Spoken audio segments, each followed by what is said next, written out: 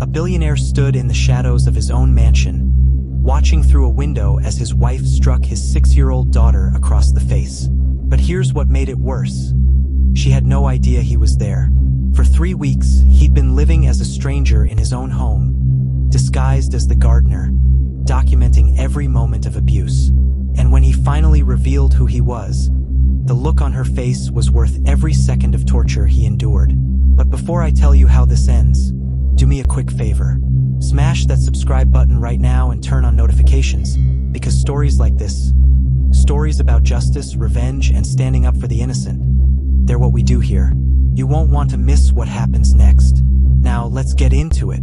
3 weeks earlier, billionaire James Crawford made a decision that would change everything. He was standing in his bathroom, holding a fake beard up to his face, about to become a ghost in his own home. His hands were shaking, not because he was scared, because he was about to confirm his worst nightmare, that his new wife, Catherine, was abusing his children when he wasn't watching. He'd already hired an actor to pretend to be him on the phone, already bought the disguise, already told Catherine he was leaving for Tokyo for a month. And the way she smiled when he said goodbye, that told him everything. The next morning, he showed up at his own mansion dressed as the new gardener. Baseball cap pulled low, fake beard, worn jeans, scuffed boots. His housekeeper, Rachel, opened the door. "You must be Robert, the new gardener." "Yes, ma'am," he said, keeping his voice rough and low. She had no idea she was talking to her boss. But here's where it gets interesting. Within the first hour, James realized something. Rachel wasn't just any housekeeper. She was protecting his kids, and she was risking her job to do it. He was trimming roses near the kitchen window when he first saw it. His 6-year-old daughter, Lucy, standing in the kitchen, tears streaming down her face. His 3-year-old son, Tyler, sitting on the floor, frozen in fear. And Catherine? She was towering over them like a predator. "Stupid child," Catherine hissed, shoving Lucy against the counter. "How many times do I have to teach you the same lesson?" Lucy's small body hit the edge. She didn't cry out. She'd learned not to. "Don't just stand there," Catherine snapped at Tyler. "Pick that up. Both of you are useless. Your father works himself to death, and you can't do one simple thing right." James's hands tightened around the pruning shears until his knuckles went white. But he couldn't move. "Not yet. If you disobey me again," Catherine continued, "you'll go to bed without dinner. Maybe you'll sleep outside with the dog. Would you like that?" "No, ma'am," Lucy whispered. "Good." Catherine stormed out, nearly colliding with James outside the glass door. "Watch where you're standing," she barked. "Can't you see I'm trying to walk?" "My apologies, ma'am," James said quietly, head down. She looked him up and down with disgust. "People like you always think you own the place. I hope Rachel isn't wasting money on your pathetic work." "I'll do better, ma'am." "You'd better." She disappeared into the house. And that's when James knew. This wasn't just suspicion anymore. This was real. But what he didn't know yet, it was about to get so much worse. That afternoon, Tyler came toddling out of the kitchen, clutching his stuffed elephant. The one his mother, James's late wife, had given him before she died. Tyler slept with it every single night. Catherine appeared seconds later. "What did I tell you about that filthy toy?" she snapped, ripping it from his hands. Tyler whimpered, reaching for it desperately. "You're not a baby anymore." She threw it in the trash. Tyler began sobbing uncontrollably, his whole body shaking. James nearly broke his cover right there. His son was 3 years old. That elephant was all he had left of his mother. But then something happened that stopped him. Rachel appeared in the doorway. "Mrs. Crawford," she said softly, "I can wash the toy. It only takes a minute." Catherine turned on her. "Did I ask for your opinion?" "No, ma'am."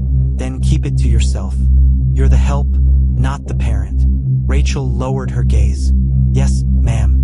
But the moment Catherine left, Rachel crouched beside Tyler and whispered something James couldn't hear. The boy's crying slowed. She wiped his face gently. James felt something shift inside him. This woman, this stranger he'd hired just a month ago, was the only person protecting his children. And she was risking everything to do it. James sat in a cheap motel room, peeling off his disguise. His hands were blistered from tools he'd never used before. His back ached, but none of that mattered. He pulled out his phone and looked at old photos. Lucy's first day of school, Tyler's second birthday, both kids smiling wide, faces covered in frosting. Now those smiles were gone. His phone buzzed. Catherine calling. "Hello, darling," he answered, keeping his voice steady. "How are the meetings going?" She purred. "Long days, complex negotiations. But we're making progress. Wonderful. Everything here is perfect. The children are finally learning proper discipline." Discipline. The word made his skin crawl. "They're quiet now," Catherine continued. "Respectful. Obedient. You'll be proud when you return." "I'm glad to hear it," he lied. "When you come home, you'll see they've changed for the better." He could hear the satisfaction in her voice, the sound of control. After she hung up, James sat in silence. Changed for the better? No, they were breaking. But here's the thing. James wasn't just watching anymore. He was recording. Everything. He'd bought a small digital recorder and hidden it in his shirt pocket. And what he captured over the next few days would destroy Catherine's life. The next morning, before sunrise, James returned to the mansion. As he crossed the lawn, he heard voices upstairs, shouting. He crept to Lucy's window. Inside, Catherine stood over Lucy's bed, the blanket ripped off and thrown on the floor. "This bed looks like chaos," Catherine barked. "You think this is acceptable?" "I tried my best," Lucy whispered, her voice barely audible. "Try harder. You're 6, not stupid." Lucy's small hands shook as she pulled the blanket tight, tucking each corner carefully. Tears streamed down her face. "That's better," Catherine said coldly. "Next time, do it right the first time or there will be consequences." As Catherine left, Tyler toddled into the room. Lucy immediately knelt and pulled him into a hug. "It's okay," she whispered. "It's okay, Tyler. I'm here." James pressed his forehead against the wall, shaking. His daughter was 6 years old, and she was playing mother to her baby brother because the woman who was supposed to care for them was a monster. At breakfast, James positioned himself near the dining room window. Catherine served herself a huge plate: eggs, bacon, fruit, toast. Lucy got half that. Tyler got a cup of milk and 1 slice of dry toast. "That's enough," Catherine said. "May I have a little more?" Lucy asked timidly. "I'm still hungry." Catherine slammed her fork down. "Do you want to be fat?" Children who overeat embarrass their parents. Lucy shrank back.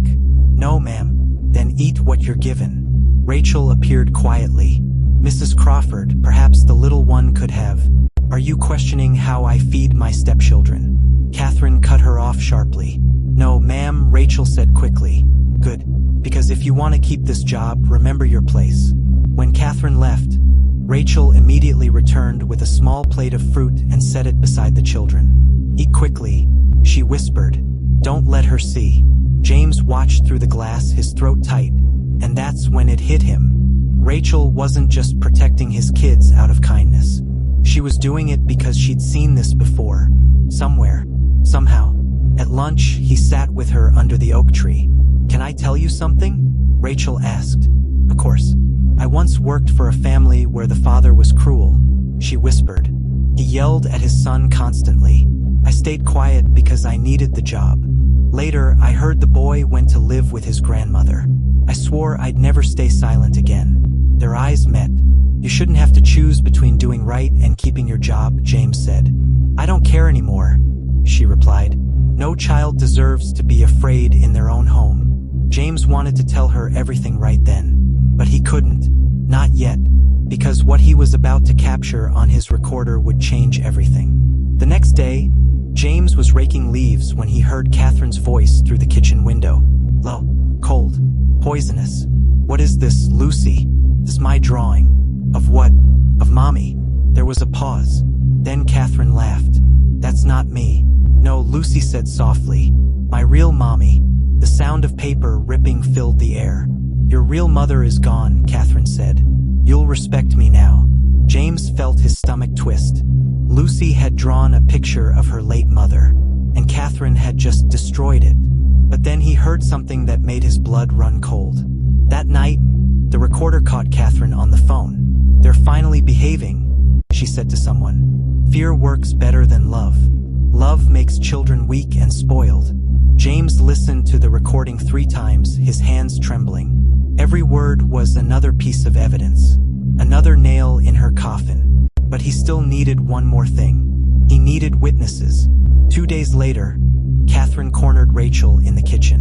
"I've noticed something strange," Catherine said, her voice calm but dangerous. "You always appear when I'm disciplining the children." Rachel froze. "I'm just keeping the house running, ma'am." "Are you? Or are you interfering?" "I only want what's best for them." Catherine stepped closer. "What's best is for you to remember who pays your salary. Because if I suspect you're turning my stepchildren against me, I'll make sure you never work in this city again." Rachel swallowed hard. "Yes, ma'am." Catherine walked away, heels clicking like gunshots. James had heard everything, and he saw the way Rachel stood her ground even under threat. That night, he whispered to himself, "Tomorrow. It ends tomorrow." Saturday morning arrived like a storm ready to break. Catherine was hosting her weekly ladies' lunch. 3 women from the neighborhood were coming over. The perfect audience. By noon, they'd arrived. Laughter echoed through the house. Children Catherine called sweetly, "Come say hello." Lucy appeared in a pale blue dress, holding Tyler's hand. Both looked exhausted. "Aren't they adorable?" One woman gushed. "Yes," Catherine said proudly. "They're finally behaving. Discipline works wonders." James worked near the terrace, close enough to hear everything. Then it happened. Lucy reached for a glass of water. Her small hand slipped. The glass shattered across the floor. Silence. "Look what you've done," Catherine's voice was venom. "I'm sorry," Lucy whispered. "Sorry isn't enough." Catherine's face flushed red. She raised her hand high. James took 1 step forward, but Rachel was faster. "Stop," Rachel shouted, stepping between them. The slap hit Rachel instead. Hard. The sound echoed across the terrace. Rachel stumbled, her cheek already turning red. Catherine froze, eyes blazing. "How dare you? I won't let you hit her," Rachel said, her voice trembling but steady. "She's 6 years old. She's a child." "You're fired," Catherine spat. "And I'll make sure you never work again." "Do what you must," Rachel replied. "But you won't touch her." The 3 guests stood frozen, unsure what to do. James's heart pounded. This was it. He dropped his tools and stepped forward. "That's enough." Everyone turned. Catherine's fury twisted into disgust. "And you? Get back to work." James straightened, his voice calm but deadly. "I said that's enough." Something in his tone made the women glance at each other nervously. "Who do you think you are?" Catherine demanded. James reached up slowly, deliberately peeling the fake beard from his face. The room stopped breathing. Confusion flashed across faces. Then horror. One woman gasped, "James Crawford." Catherine staggered backward. "No, that's impossible. You're in Tokyo." James dropped the beard to the floor. "Surprise, darling." No one moved. The air became suffocating. Catherine stared at him as if seeing a ghost. "You were in Tokyo," she stammered. "I was supposed to be a lot of things," James said quietly. "A husband, a father, a fool who didn't see the monster in his own house." Rachel stood frozen, hand pressed to her red cheek. Lucy clung to her waist, trembling. Tyler whimpered in her arms. "This isn't what it looks like," Catherine said, forcing a laugh. "Oh, I think it's exactly what it looks like," James replied coldly. "I've been here the entire time, Catherine. Watching, listening, recording everything." The color drained from her face. "You recorded me?" James pulled the small recorder from his pocket. "Every word, every insult, every threat, every time you made my children cry." The guests exchanged horrified looks. "Turn that off," Catherine lunged for it. James stepped back. "Touch me again, and every lawyer in California hears this." For the first time, she looked genuinely afraid. "James, please," her voice cracked. "We can fix this. Therapy, counseling. I can change." "No," he interrupted. "You're done. My lawyer's already filing divorce papers. You'll pack your things and leave today." and you'll never see these children again." Her face twisted with rage. "You can't take them from me. They were never yours to take." Rachel flinched as Catherine lunged again, but James caught her wrist mid-swing. His voice dropped to a whisper, colder than ice. "Touch her or my children again, and you'll beg for the mercy you never showed them." Catherine jerked away, breathing hard. "You'll regret this," she hissed. "I already regret marrying you." She looked around at the guests, the staff, the house that was no longer hers. Then she stormed to the door, heels striking the floor like gunshots. The sound faded into silence. For a long moment, no one moved. Then Lucy's small voice broke the stillness. "Daddy? Is she gone?" "Yes, sweetheart," James said softly, kneeling beside her. "She's gone forever." Rachel crouched down, brushing tears from Lucy's cheek. "You're safe now." Tyler reached out and tugged on Rachel's sleeve, as if he'd known all along she was protecting them. James looked at Rachel and saw everything he hadn't let himself see before. Strength, compassion, courage. "You saved them," he said quietly. Rachel shook her head. "I just did what was right." "No," James said firmly. "You did what I couldn't do from the inside. You stood between them and evil, knowing you could lose everything." Their eyes met. Something unspoken passed between them. "You lied to me," Rachel said softly, "about who you were." "I know," James admitted, "and I'll regret that forever. But every word I said about respect, about protecting children, that was real." Tears filled her eyes. "I don't know what to say." "You don't have to say anything," James replied. "Just know this, you'll never have to work for anyone like her again. You're not just the housekeeper anymore. You're family." Rachel smiled through her tears. James turned to his children. Lucy had fallen asleep against his chest, her small hand gripping his shirt.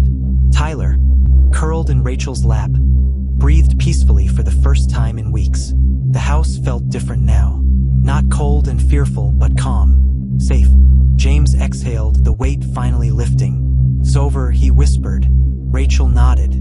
"For them, yes. For you, you need to forgive yourself. You were trying to protect them."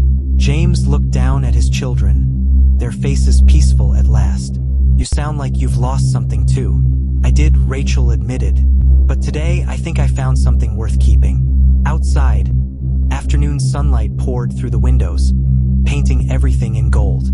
The scent of roses drifted in from the garden, the ones James had planted years ago. For the first time in forever, the house felt like home again. So there you have it. A father who became a stranger in his own home to save his children. A woman brave enough to stand between evil and innocence.